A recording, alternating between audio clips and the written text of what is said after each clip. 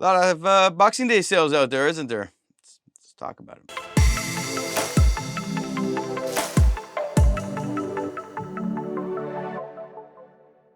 Welcome back to another video. My name is Nikos. Today we're talking about Canon and all the Boxing Day deals that are out there. Now, I don't know if all of the deals are out there. I'm not sure what's happening by Boxing Day. This is the day after Christmas here up in Canada. However, they've launched a lot of them, and I mean, like all the big stores are guaranteeing the prices. So I mean, they're good to go, I guess. So what we're seeing out there is quite a few good deals, and the questions just started coming in about which camera should I be buying based on scenario. Now, this video is more about the Canons and thinking about what you should be using depending on use case scenarios. I will be doing another video like this in depth because I see the need for it, and a lot of times people are asking me questions, so I want to have this video and refer them to it. So I'll be going into a more in-depth look on it. Now, of course, the idea here is very simple. Tomorrow I will be looking at all the deals and then really going down into more details with what's happening on Boxing Day and what people should be thinking. And this video is about Canon use case scenario. So let's start off with the use case scenarios.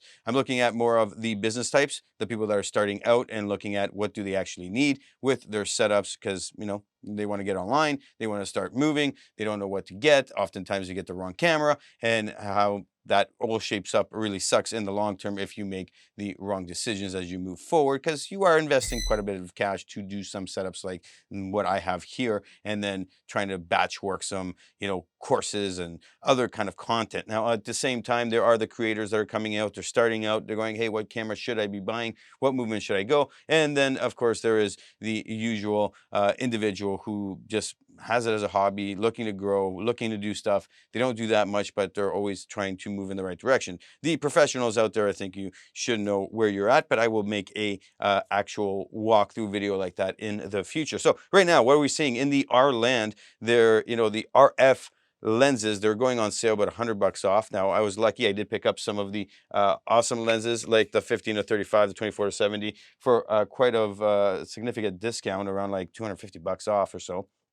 I think it was even more, 350. And that was during the Profusion event at Vistec right before Black Friday. Black Friday came, they had these deals for about 100, $150 off on a lot of the lenses, on the bigger ones. Right now, there are a lot of RF glass there. So you want to be looking at mirrorless, in my opinion, if you're looking at getting into some kind of scenario with any kind of camera work. Now, people have jumped into the typical T7Is, the T8Is that are out. There's a whole bunch of these cameras that are out. These will do for a lot of the business individuals. When you're looking at it from a perspective that you just want to do just 1080p, you want to just shoot 1080p. Now, I am recording this on a T7i. Now, I'm doing this on purpose. Why? Because I'm going to upscale this to 4K so you can see the difference. When I load it up to YouTube, you can change that and see that, hey, it does still bring out a good quality of image. Like, is it the best? Of course not. But can it get the work done that you need? Yes, it can. Can you work with the file sizes? Can you work with everything that you need to create a good image? Of course.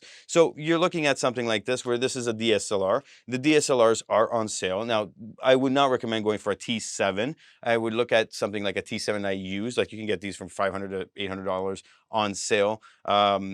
Used. And on sale, you can get them from around $750 if you do find them. However, the T8Is are out, and those ones are good little cameras. Like, they do nice pictures, they do the 1080p, and you're good to go. Now, some of the ADDs that people used to have, that was a great camera. The 90D came out. I didn't see the specs to be that pleasing when you can jump up to the R for, like, you know, $800 more. And this is where you're just looking at it and going, okay, what should I be jumping into? And then what is the future looking like? So if you have a lot of lenses, or you're willing to spend or invest into older lenses and just get the job done, you're off to the races. In most cases, people will just pick up one of these nifty 50s, attach it to one of these DSLRs, they're off to the races. Now, there are other options as well. You could pick up a 24 or a 40 millimeter lens, and I got them both here. 24 or 40 millimeter lens. The 24, amazing lens. I've been using this like there's no tomorrow. And yes, I did a lot of work with the T7Is in a crunch. I was able to perform well with both images and, of course, the video. 1080p, you can get away with it. It's all eye, you're good to go. And if you find it used, why not? If not, if you find the T8i on sale, and they're not that big of sales right now. They're about 50 bucks off. That's what I've been seeing, but tomorrow we'll review all the prices specific. That being said, if you do end up purchasing one of these DSLRs, just note that if you're going to upgrade later on to something better, like you want to focus on 4K, you're going to be stuck with like a 90D and whatever quality that comes out. And then, you know, you're in the DSLR and it's being phased out. It's not going to be there. So is it that investment of the long term? No. But at the same time, if you're doing this for business, if you're looking at it from a starter package to learn and grow, you know that you're going to invest like with the lenses, with the batteries, everything around 1,500 bucks altogether. And you have something good for the next like year or 2 years, 3 years. Like you can definitely do a lot of work. And at the same time, if you're doing courses or any other kind of batch work like that for YouTube, you name it, 1080p is great. You'll be able to do a lot of work. It doesn't overheat. It's like a workhorse. It's awesome. And you can get everything done for your business until it's time to jump up to something like a 4K, for instance, with the R lines. So I just look at it and I say to myself, what is the best course of action right now with a light? And you know, you get a dome, you get a light. That'll be like a good 400 or 500 bucks. You get your camera. If you find it used, 500 max $800. Buy like a 24 millimeter for 250 bucks. What more do you need? You're off to the races and you're moving forward. Now, mics is another question, and I'm filming this and recording on a Rode Wireless 2, and these mics have been great for me. I love them, so I can't complain. Now, I will be doing reviews on the mics as well and what has suited me for my workflow. When you're looking at it in terms of creative work and all that, you could start here. This is great if you do start with this, but you're going to be getting the quality of that 1080p. It's not going to be the best quality for what we're looking at right now. And at that, I wouldn't really recommend that. But if you're thinking about it, can you get away with that price point based on your budget?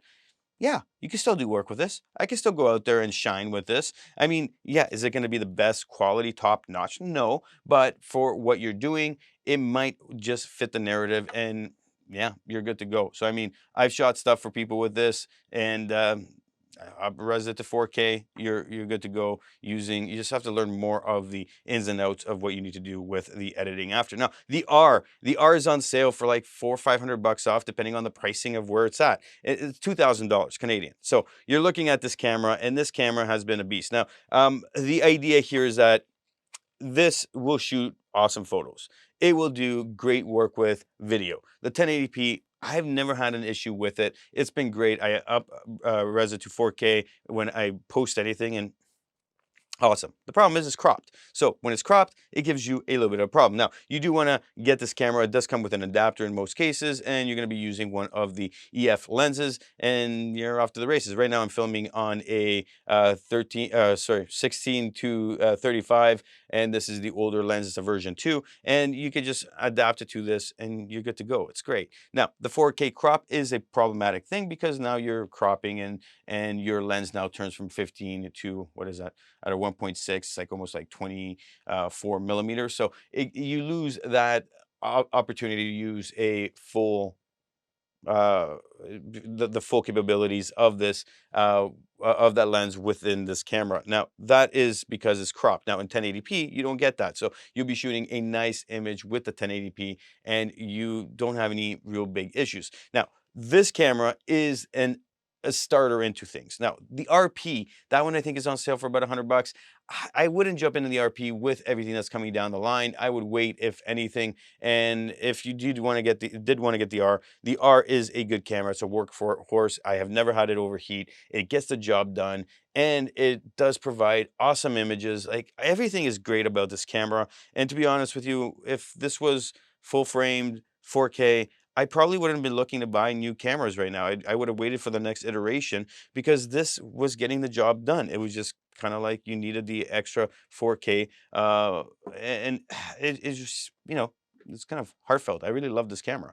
At the same time, it's 2,000 bucks. So if you think about it, it is selling used. I've said this in a previous video. It's selling used for 2,000, and I know I'm going to make my money back, especially when I have something like this battery pack that's going for like 400 bucks right now. I can sell both of these for about $2,300, no problem. I won't have any issues, and I'm okay with it. So I know I can get rid of this camera to upgrade to another camera when need to, and this is why I didn't make this move, okay? This is simple. you're looking at it and you're going, are people still using this camera? Yes. Are they still buying it used? Yes. If you're going to get it on a deal for 2,000, it goes back up to 23.99 or whatever it is. Off you go. Now, what is the upgrade to the T7i to equivalent of the R? That is the 6D Mark II. That one's on sale, I think, for 200 bucks off, but they raised the price on that. And it used to be $16.99, then it went up to $18.99, and then they're putting on sale for $16.99. I know this because my buddy bought one for $16.99 before the pandemic started. Yes.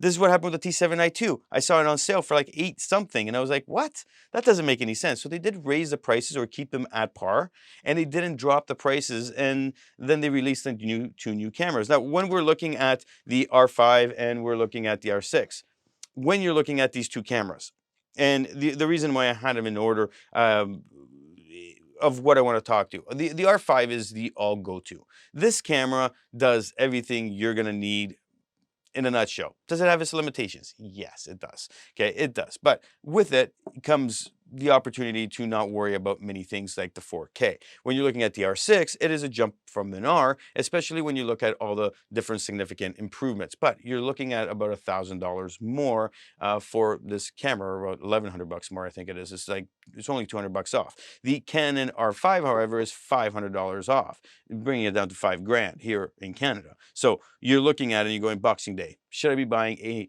R5? And then, or should I be going for the R6? Both these cameras have the stabilization in the camera. Both of these cameras have awesome autofocus. It is the improvement of this. It's the dual autofocus system. It's an increase on the R. Now, are you going to find such a maximum difference that's going to change your life? Yes and no. Depending on how you shoot, depending on what you're learning, depending on where you are at with everything. So if you're just in business and you're starting out, it's going to be beneficial to go with one of these new systems. Why? Because it's just how much better. You do so much more with the autofocus system compared to the R. However, the R does a great job. It doesn't disappoint. When you do upgrade to this with the autofocus, it changes everything. It's kind of like you're sitting there, you can shoot up to 20 frames if you want to.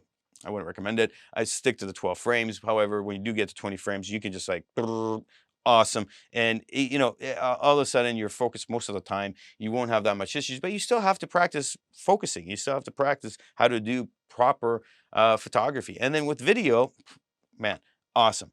It just changes everything. The focus is amazing on these cameras, and it is better than the R. However, you're paying that premium. You're paying that extra $1,000.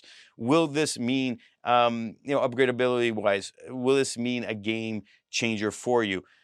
That $1,000 goes a long way with the R6, but then when you're looking at it and going to the R5, makes an even bigger difference because of the capabilities this camera will give you. However, the megapixels is something that everybody gets stuck on. This only has 20 megapixels. You're going from 30 to 20, and then the R5, which has 45. And you sit there and you go, all right, if I'm doing this and I'm thinking to myself, what is my path to upgrading based on where I'm at as a business growing? Are you just shooting 1080p? If you are, just stick to the R. If that's what you're going to do the majority of the time is video, 1080p, stick to the R.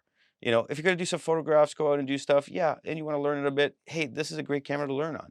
And it's 2,000. You'll probably be able to sell it next year for, like, I'm assuming when the new cameras come, which we'll talk in a sec, 1,500 bucks or so. That's what I'm thinking that's going to be. That's why I'm going to try and sell it as quickly as possible. Now, the R6 has 20 megapixels. People don't like to hear that because they're like, well, what if I get in a situation where I'm going to make billboards? What if I get in a situation what if I want to crop? Honestly, you can still crop with this. You'll be fine. Okay. You're not going to go to the extent of cropping with something like this, but at the same time, you stick to a rule of thumb of about 20% crop max, and you can still be fine with the R6. The images out of this have been coming out great. I haven't had these cameras for that long to really give you a definite review. That's why I'm going to do a bigger review on this to go through the details.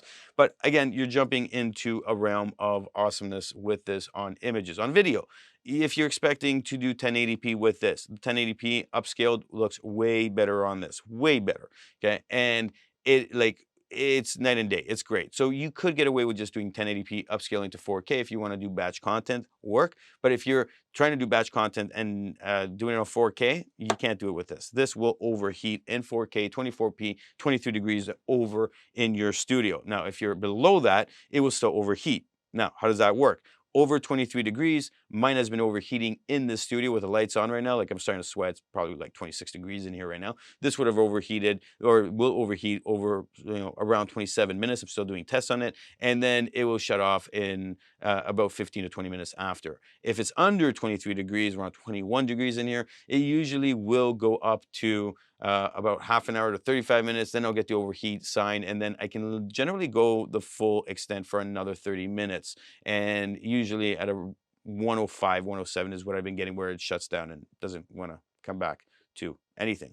That being said, okay, batch content 4K, are you actually going to be doing that? I'm doing that. The amount of space that you need to do all that is insane. So if you're thinking of doing that upgrade, the idea here is very simple. You'd probably have the money to go and invest in this because you're going to be investing in your computer. You need the space. You need a better computer to edit stuff. You're going through scenarios where you're doing a complete workflow upgrade. And this is critical here because when you get into the R5, things change drastically. The R5, insane drastic change. Now, can you get away with shooting with the UHS-2 cars, kind of like with the R6? Yes, you can. You're not going to have every feature, of course, but you can get away with that, and you start using the camera, and then when you have money, upgrade to the CFexpress cards. But these cars are expensive. I'll give you an example. I just bought these cards right here, Angel Birds. They're 2 terabytes, 1 terabyte per pack. They do a nice marketing job. Can't wait to do a review on these and test them out. But I mean, the SanDisk card was not cutting it for me. I went towards this. I hope this is what we are looking for, but this was $1,500 on sale. Okay, they have cheaper cards coming out, and it's great. And I looked at them, and I was like, maybe I should go for them. But 512 gigabytes a piece, and then how do I say this?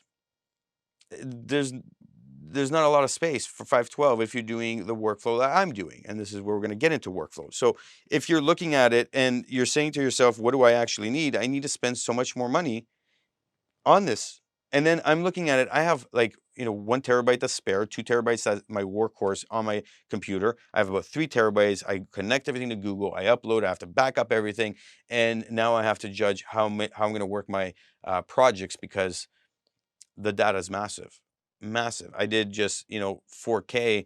I went out on a shoot 4K, and that was like just shooting 24p. I did the slow-mo and pictures, and that was like fill the cards up at 500 gigs. So I'm like, well, what's going to happen on a shoot that's longer than that? We're going to need a terabyte, so I'm sticking with the terabytes here. I have no choice. But again, you're looking at it and you're saying to yourself, well, how does this fit the narrative for you overall? Now, if you are looking at it and you are just a business person trying to get online, well, like you want to stick to something on the lower end. You want to spend more money on, okay, the things that matter. And now when I say spend, you're going to be spending money. And you're going to be spending money on stuff that you're like, Now, invest-wise, lights first, mics first, then camera bodies, then lenses. You would be looking at spending $250 for a lens versus the $3,000 I just spent. As you get going and you're growing, then you're going to start seeing what you actually need. If you're just doing 1080p, there's no point to just jump into these cameras. Stick to this. If you are in the DSLR world and you're going to jump into R, you get the adapter, you're good to go, and this camera will do you good for quite some time. Now, as you get into 4K, you will need to upgrade to something else. Okay, and this is where the money starts to compound. The deal that are out there, they're great. And I'm going to give you a spec on that in a sec. Now, if you're a creator, you're just growing, you're moving towards everything. Say you've been working with an 80D, a T7i, whatever, and you're like, should I stick in that ecosystem, go to a 90D? I would not recommend it. I would jump up to an R, or, hey, spend the money, okay? Go to the R6. It's going to do you great, and it's going to set you up so you can move forward to the next set of cameras that are going to be coming out in the next few years, because you're going to start thinking about RF lenses. So instead of buying the nifty 50 for the DSLR, if you already have this, yeah, you'll use the adapter, this and that, but this lens, the 50 millimeter RF, it's better than this. Now, is it 100% better? No, but it's better, and it gives you a better image. It gives you a better quality overall, better focusing, this, that, and it fits the system of the ecosystem that's changing to the RF lens. So spending $250 versus $150, it changes things. It makes you think more about that future and how everything's gonna really fit the narrative. Last thing I'm going to be looking at from a creator perspective is to say, hey, what is your client base doing? Because let's face it, your clients are going to dictate how much money you're going to be spending on everything or investing on everything. Now, we got to put that into perspective. Are you investing or are you spending? If you're spending money on things, then you're just buying it because of thought or fear of what ifs. We don't want to be doing that. What I've been doing is looking at it going, okay, what do I need for a typical shoot? The T7i did well for the clients I was serving, okay, when I had to jump in. If I didn't have to jump in, and like we did some projects this year, and like the guys who was working with, they brought their cameras, they did their things, and I was in the background doing other things with this, like if I had to, right? Now, the R came with me, and I did the work with the R. I can get away and I can upscale everything. I can do everything I need, fit into a workflow, and go this route. But if a company was like, hey, we need XYZ, I would go rent the camera. So I did a couple projects where I did rent the camera. I went out and I got the cameras we needed so we can do the project done. Okay. And that was it. Now, in most cases, I got away with this R, no problem. I did not have any issues. Okay. And that's the bottom line. Now, as you start to grow, you're going to look at it and you're going to say, do I need an R6 or R5? Now, the R5 can shoot in 24p 4K, no problem, unlimited. I haven't had any heating issues. Where the R6 I've had. And now the R5 is a great camera, but if you're going to start shooting, there's some issues with it that I just get, like, not issues, but you're like, why? But like, they should have done 2 CFexpress cards on this so I can back up everything, not just certain settings. At the same time, you're going to need more space. You're going to need more things to do with the R. Is it a great camera? Yes, it's awesome. Is it gonna be good for the next couple of years? 100%. This is gonna go for a while. And this is where you look at it and you go, okay, great. Now, what's the benefits of everything? What do I look at? How do I move forward? I want to just put this into perspective. The reason why the R5 is going on sale, why the R6 is going to be on sale, why the R is on sale, why the RRP, they're going to be phased out. There's going to be a new version of that, and I think they're going to come out with a crop sensor camera as well. So you're going to see the shift go to the new cameras with the dual pixel autofocus, all that. You're going to see the new systems come in this year. I think they're going to be bringing out 3 cameras. One of them is going to be the 5RC, R5C, the R5C. Okay, and if they call it that, and it's going to be the upgrade to the R5. And with that one, they're saying there's going to be a fan on it, and it's going to be bigger. And then the question is that worth it? I don't know. Now, this is more of a running gun for me than the R6. However, once you dial in your settings, get used to the R6, you're good to go.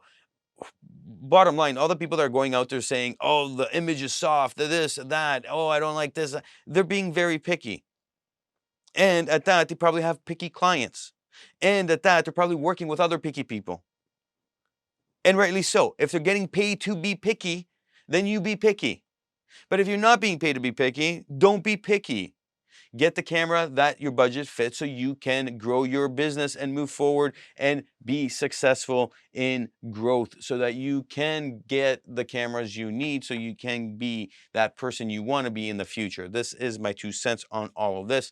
I will be making more videos on this. I want to cover this idea of business creators, all these people out there trying to get into the camera world. I'm going to build a course on this so that you can have a more different perspective where it comes from business side, not from the, oh, I want to buy the latest and greatest tech. Oh, I want to do this. Oh, I want to bring it into perspective so that you can grow a business and be successful at it. So in 5 years, you can say, I succeeded. And at that, I am going to succeed further as I grow my business. My name is Nikos. I'll make another video, so subscribe so you can see the future videos of all of this, but I'll make another video for Boxing Day so we can see all the deals, go through a whole bunch of stuff, answer some more questions I've been getting. If you have questions, comments, concerns, discrepancies, leave them below, and of course, check out these 2 videos.